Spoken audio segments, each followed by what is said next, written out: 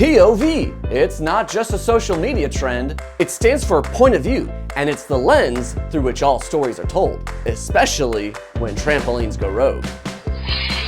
We're going to dive deep, so get ready to jump right in.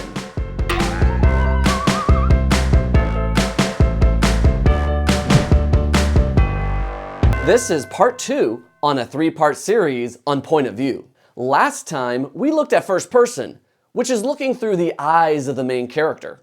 And we are using a chart to see the differences in pronouns, who the author is, and the advantages of each version. Second person is a weird narrative, and not often used in stories because of that. If You Give a Mouse a Cookie might be the most famous story you remember from childhood. And that leads us to the main clue as to how we know it's second. The pronouns are you, your, and yours. Second person is addressing the audience outside of the narrative. And anytime you do that, we call it breaking the fourth wall. The term comes from stage plays, where the audience is looking in as an outsider. A stage has 3 walls, so to speak, with the audience sitting behind the invisible 4th wall. We see this technique in movies and TV shows when a character talks to the audience. Hi, excuse me. 2 seconds here. I'm the one in the car, remember? This story's about me, not him. Second person can also indicate that you, the reader, are the protagonist. The author acts as an instructor, telling you what you are doing. It's almost like you're a puppet being directed on strings.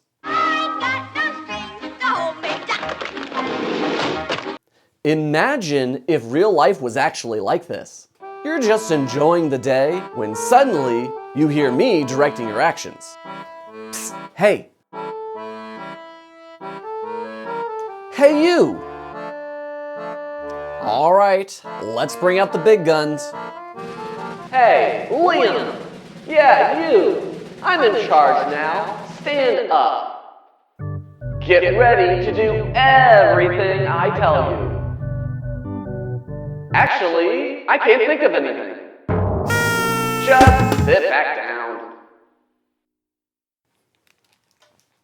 Wouldn't that be crazy if that's how life actually worked?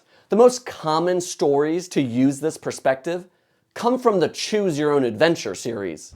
These are a collection of interactive books where readers control the story's outcome by making decisions at the end of chapters. Each choice leads to different paths and endings, allowing readers to experience multiple storylines within one book. And because this is a branching story, you can have bad endings, where you, the main character, are defeated or even killed.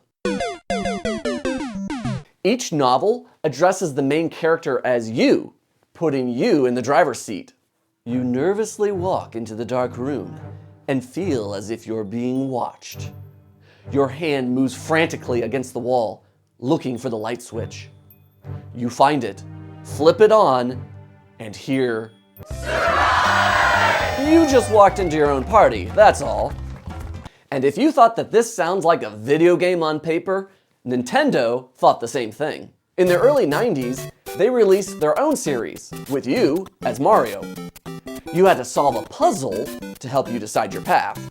I loved these books growing up. The advantage of writing in this format is that the reader is being spoken to directly by the author.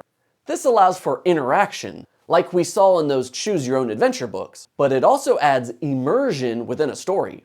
The author is telling the reader exactly how they should feel and act. You're right in the middle of the story, and that immersion can be quite powerful. And a final advantage is that you can give direct instruction to someone, like a how-to manual or a cookbook. The most common place you'll find second POV is in everyday informational texts, like advertisements. You deserve a break today at McDonald's. And even if the pronoun you doesn't show up in the text, it's often understood by the sentence structure. This is your first job, so today stop the Charmin squeezers. Yes, sir. Please, don't squeeze the Charmin. But Charmin's got our kind of softener. You can see the soft. Here, they mean you don't squeeze the Charmin, which I don't really understand. If you ever received a to-do list from your parents, It also was written in second person, even if you weren't aware. Before hanging out with your friends, number 1, make your bed. Number 2, put clean dishes away. Number 3, paint the whole house. What? You'll never see your friends again! The truth is, most people don't choose second POV for their storytelling. The main reason is that it can be awkward sounding, and authors may find it limiting in how they want to tell their story. But if you want to immerse the reader, have them interact in the adventure, or instruct them in some way, then you might find second POV useful. That's all we have for today, but before I go, make sure you like and subscribe to this channel. See ya next time!